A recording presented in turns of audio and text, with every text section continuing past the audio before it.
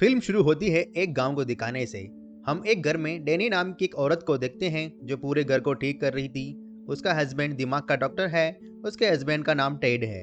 अब उनका ये नया घर एक ऐसी जगह पर था जहां नेटवर्क भी ठीक से नहीं आ रहा था। डैनी की बात करें तो वो पिछले काफी दिनों से घर को ठीक करने का काम कर रही थी क्योंकि घर बहुत पुराना था। अब डैनी को घर में एक ऐसी जगह मिल जाती है जहां नेटवर्क आ रहा है, इसलिए वो टेड को कॉल करके उससे थोड़ी बातें कर लेती है क्योंकि उसका टाइम नहीं गुजर रहा था, वो बोर हो रही थी। अब किसी काम के सिलसिले में टेड को आज हॉस्पिटल ही रुकना पड़ता है, इसलिए घर में डैनी को अकेले ही रात गुजारनी पड़ी और दरवाजे के पास ही घर के अंदर वाली साइड में वो टेंट लगा लेती है सोने के लिए। रात काफ़ी हो गई थी। कुछ देर बाद दरवाजे पर एक अनजान आदमी आया और वो दरवाजे की खिड़की से अंदर झाँक रहा। वो डैनी से बात करता है और कहने लगा कि दरवाज़ा खोलो क्योंकि तुम्हारी जान को खतरा है, कोई तुम्हें मारना चाहता है, तुम्हारे घर में घुस आया है। अब डैनी को इस आदमी से डर लग रहा था, इसलिए वो दरवाज़ा खोलने से मना कर देती है। जाहिर है इस तरह किसी भी अजनबी पर भरोसा करना बेवकूफ़ी थी। ये नकली आंख वाला मरीज बड़े प्यार से डैनी से बात कर रहा था। उसका लहजा और तासुरा देखकर भी यही लग रहा था कि उसे डैनी की परवाह है और वो सच में उसकी मदद करना चाहता है। वो फिर डैनी को कहता है, ठीक है, अगर तुम्हें मुझ पर भरोसा नहीं तो कोई बात नहीं, तुम पुलिस को कॉल कर दो क्योंकि तुम्हारी जान को सच में खतरा है, मेरी बात को समझो। अब उसकी बातें सुनकर डैनी दरवाजे के पास है। उसने दरवाज़ा खोला या नहीं ये तो हमें दिखाया नहीं गया, मगर इसके साथ हमें दूसरा सीन दिखाया जाता है जहां हमने देखा कि कोई चीज़ बुरी तरह उस नकली आंख वाले मरीज को मार देती है। फिर पता चला कि डैनी की भी मौत हो गई, उसका भी किसी ने बेरहमी से कत्ल कर दिया, यानी जैसा उसने कहा था ठीक वैसा ही हो गया।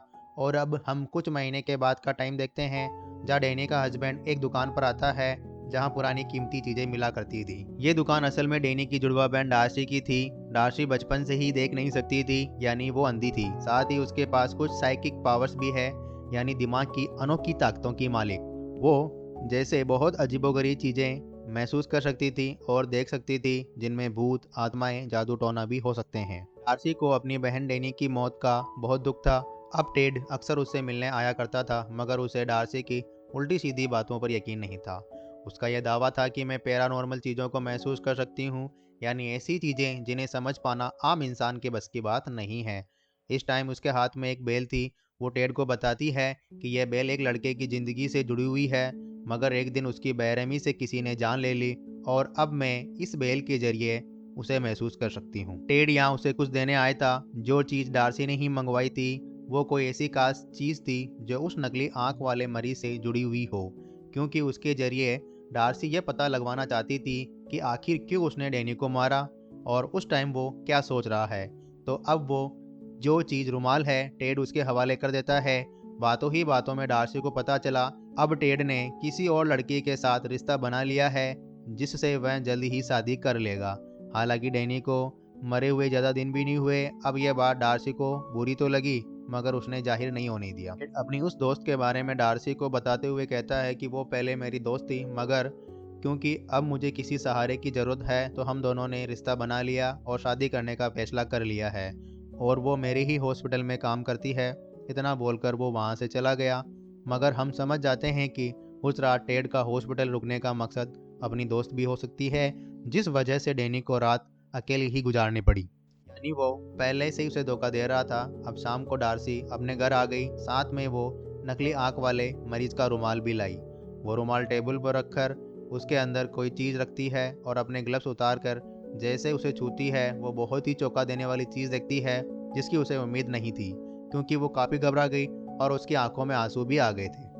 अब डार्सी एक स्टोर रूम में जाती है जहां उसने बड़ा सा लकड़ी का संदूक रखा हुआ था। वो उसे गौर से देखती है, फिर उसके पास आकर बैठ जाती है।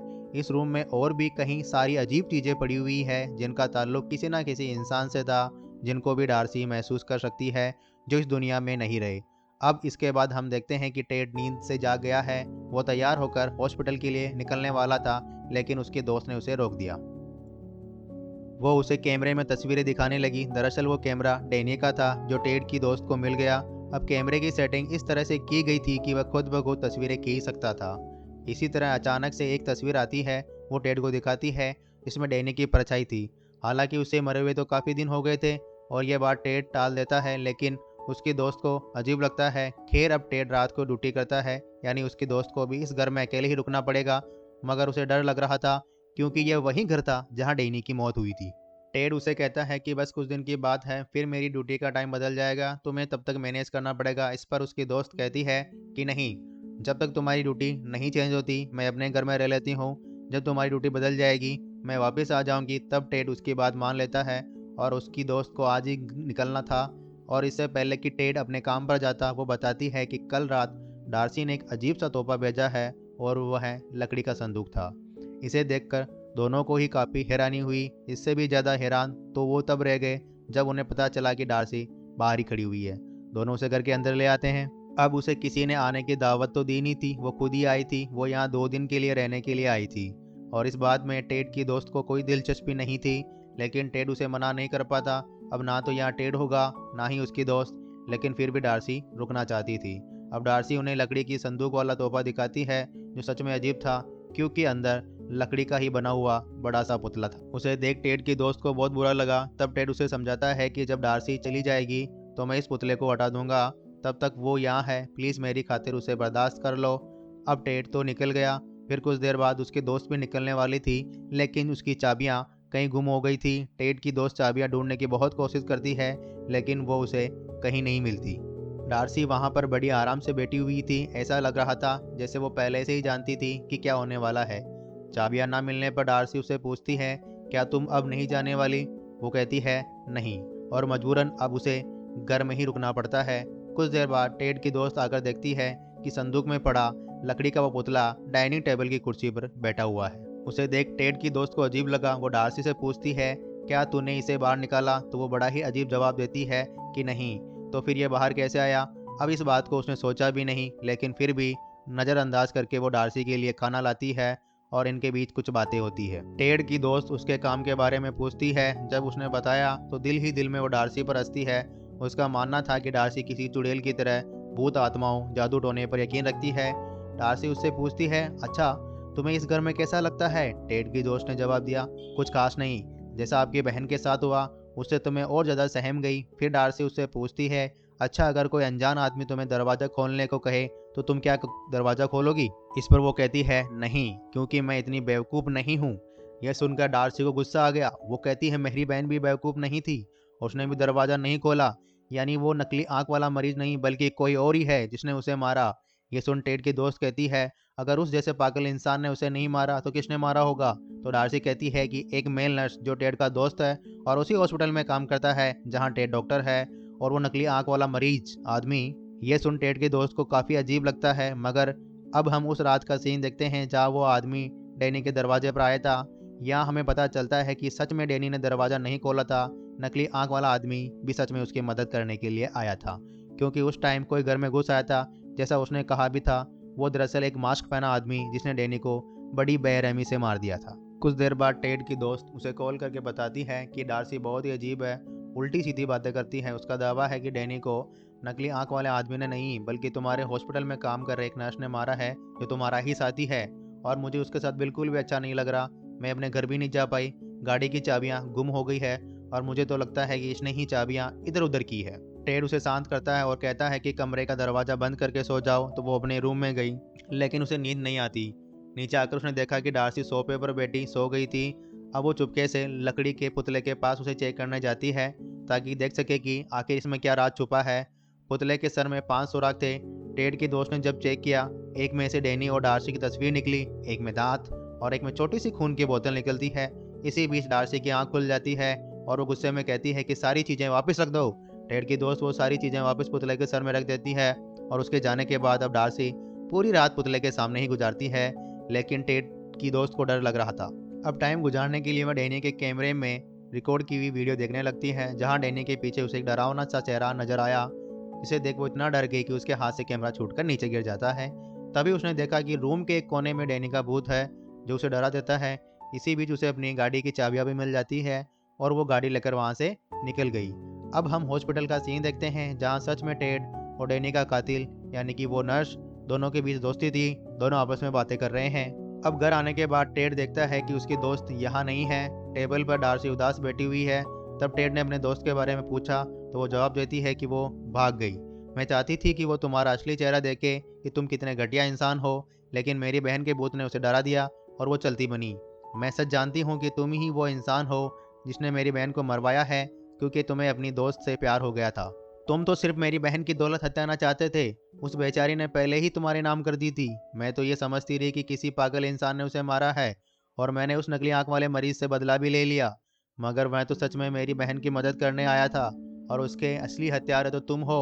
और मैं जानती हूँ कि अब तुम किसी को तो यहाँ भेजोगे ताकि वो मुझे मार सके, लेकिन बेहतर होगा तुम उस कातिल को ही यहाँ भेजो, यानी कि उस नर्स को। सारी बातें सुनकर टेड कहता है कि आखिर तुम ऐसा सोच भी कैसे सकती हो? ये सारी चीजें तुम्हारे दिमाग में आई कैसे? अगर तुम्हें मुझ पर ही शक है तो चलो उस डिटेक्टिव के पास चलते हैं जो डैनी के केस पर काम कर रहा। लेकिन डार्सी को फिर भी उस पर यकीन नहीं होता। टेड कहता है, अच्छा ठीक है, ये लो मेरा मोबाइल, मैं इधर ही रख रहा हूँ और डिटेक्टिव के पास जा रहा हूँ। मैं उसे कहूँगा कि वो तुम्हें फ़ोन करके बता दे, जो भी कॉल आए तुम उसे उठा लेना। इतना बोलकर वो वहाँ से चला जाता है। और अब हम वो सीन देखते हैं जहाँ टेड अपने उसी साथी कातिल नर्स के पास बैठा है और डैनी की मारने की प्लानिंग बना रहा था। जी हाँ, डार्सी बिल्कुल सही थी। उसे अपने दोस्त से प्यार हो गया था। डैनी को प्रॉपर्टी हासिल करना चाहता था, उसे बस पैसों से मतलब था। वो डैनी से प्यार व्यार नहीं करता था। उसके कहने पर ही नर्स ने डैनी को मारा, क्योंकि असली साइको तो वो था जिसे लोगों को मारने में मजा आता था। पर सवाल ये उठता है कि इन सब में नकली आंख वाला आदमी का क्या? तो असल बात यह है कि भले ही वो आदमी दिमागी तौर पर ठीक नहीं था, लेकिन दिल से वो भला इंसान था, कोई कातिल नहीं। उसने टेड और नर्स की सारी बातें सुन ली थी। इसलिए उस रात को वो डैनी को बचाने के मकसद से गया, लेकिन डैनी ने उसकी बात का यकीन नहीं किया और मारी गई। क्योंकि शक उस आदमी पर था, इसलिए उसे डार्सी ने मार डाला। तभी तो उसने कहा था कि मैंने उस आदमी से बदला ले लिया। इसके बाद हम देखते हैं कि टेड डार्सी को भी मारने का प्लान बना चुका है। उसने जाते जाते फर्श की एक टाइल निकाल दी ताकि जब वो फ़ोन उठाने आए तो वो उस जगह से नीचे गिर जाए। उसने नर्स को भी ये काम दे दिया था कि अब तुम्हें डैनी की बहन डार्सी को भी मारना है, और वो इस काम के लिए राजी हो गया। खुशी खुशी उसके लिए निकल गया। अब टेड हॉस्पिटल के नंबर से घर के नंबर पर कॉल करता है। जैसे ही डार्सी फ़ोन उठाने के लिए आगे बढ़ी, प्लान के मुताबिक वो नीचे गिर जाती है। नर्स जब वहाँ आया तो पहले उसकी नज़र लकड़ी के पुतले पर गई और फिर डार्सी पर, जो बुरी तरह जख्मी हो गई थी। उसके सर पर गहरी चोट लगी थी और बहुत ज़्यादा खून बहने की वजह से जल्दी उसकी मौत हो जाती है। पर यहाँ एक नया ट्विस्ट आता है। हम जैसा मानते हैं कि डार्सी को रिचुअल जादू इस तरह की चीज़ों पर पूरा यकीन था, तो उसके मरने से यहाँ एक रस्म पूरी हो गई और उसे पहले से ही अपनी मौत का पता था। वो जानबूझकर उसने खुद को बचाने की कोशिश भी नहीं की। अब उसके मरते ही लकड़ी का पुतला अचानक से जिंदा हो जाता है। वो नर्स के पीछे पड़ गया और उस पर हमला कर देता है। नर्स अपनी जान बचाकर भागा, लेकिन अचानक वो बेहोश हो गया और उसकी जब आंख खुली तो उसने खुद को हॉस्पिटल की बेड पर बंधा हुआ पाया और टेड उसके सामने खड़ा हुआ था। उसने डार्सी की मौत का इल्जाम नर्स के सर पर डाल दिया, जिस पर नर्स उसके सामने गिड़गिड़ाने लगा और बोला कि मैं वादा करता हूँ कि मैं किसी को कुछ नहीं बताऊंगा, तुम मुझे छोड़ दो। इस पर टेड कहता है, नहीं, मैं इतनी बड़ी बेवकूफ़ी नहीं कर सकता। अगर मैंने तुम्हें छोड़ दिया तो शक मुझ पर ही जाएगा कि आखिर तुम जैसे पागल साइको इंसान को मैं क्यों पहचान नहीं सका। लेकिन अगर मैं तुम्हें ना छोड़ूं तो ऐसे में बच जाऊंगा, क्योंकि भला कौन ही तुम्हारी बात का यकीन करेगा कि एक लकड़ी के पुतले में जान आ गई और उसने तुम पर हमला किया। इससे हमें पता चला कि टेड एक बहुत ही मतलबी और धोखेबाज इंसान है, जो बहुत ही चालाकी से लोगों का इस्तेमाल किया करता था, और उसने तकरीबन सभी का इस्तेमाल किया, यहाँ तक कि अपनी बीवी का भी। अब डार्सी नर्स को मार भी सकती थी, लेकिन वो इतनी आसानी से उसे बख्शने वाली नहीं, बल्कि वो उसे तड़पाना चाहती थी। जैसे ही उसने डैनी को मारा और कहीं लोगों पर जुल्म करके उन्हें तकलीफ दी, साथ ही जब वो नर्स था तो उसने बहुत सारे लोगों के साथ ज्यादती भी की। अब हम एक मरीज को देखते हैं जो नर्स से अपना बदला लेने आया है। वो उसकी अंगुली को काट देता है, जिससे वो बुरी तरह तड़पने लगा। इसके बाद हम देखते हैं कि टेड, जो काफी परेशान लग रहा है, अपने घर आया। वो उसी बेल को देखता है जिसके बारे में डार्सी ने कहानी सुनाई। वो बेल को बजाकर उस लड़के की आत्मा को बुलाने की कोशिश करता है जिसके साथ ये बेल जुड़ी हुई थी, मगर अजीब कुछ भी नहीं हुआ। इससे टेड को लगता है कि शायद सुपर नेचुरल जैसी कोई चीज़ नहीं होती और डार्सी बस फ्रॉड करती थी। साथ ही हमें पता चला कि टेड के दोस्त ने भी उसको छोड़ दिया, यानी इस तरह डार्सी का अपनी बहन की तरफ से बदला पूरा हो गया, क्योंकि टेड की जिंदगी पूरी तरह बर्बाद हो चुकी थी। और तभी हम बहुत चौंका देने वाला सीन देखते हैं। जिस लड़के की बेल थी, तभी उसकी आत्मा टेड के साथ आकर खड़ी हो जाती है, जिसका मतलब है कि अब टेड भी बचने वाला नहीं है। और इसी के साथ फिल्म की कहानी यहीं पर खत्म हो जाती है।